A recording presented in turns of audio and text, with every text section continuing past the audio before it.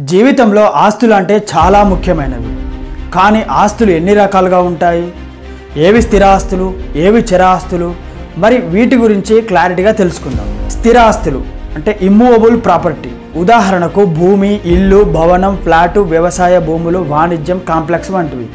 Transfer of property act ప్రకారం భూమి మరియు దానిపై నిర్మించబడిన అన్నిటినీ కూడా స్థిర ఆస్తులుగా పరిగణించడం జరుగుతుంది. రెండోది వచ్చేసి చర ఆస్తులు అంటే వీటిని మూవబుల్ ప్రాపర్టీ అంటారు. ఇవి కదిలించగలిగే ఆస్తులు. ఉదాహరణకు నగదు, బంగారం, వెండి, వాహనాలు, ఫర్నిచర్, ఎలక్ట్రానిక్, షేర్లు, బాండ్లు వంటివి. ఇంకా ఇతర విభాగాలలో కూడా ఆస్తులు అనేవి ఉంటాయి.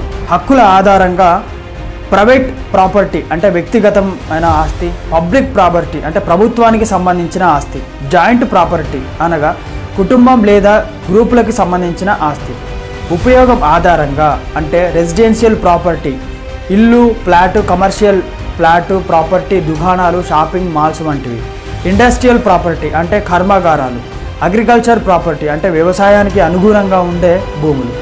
అంటే ఆస్తులు ప్రధానంగా రెండు రకాలు.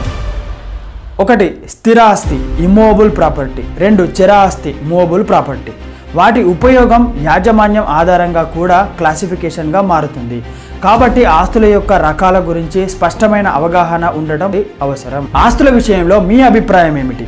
మీకు ఉన్న ఆస్తులు ఏ విభాగానికి సంబంధించినవి? కింద కామెంట్లో తెలియజేయండి.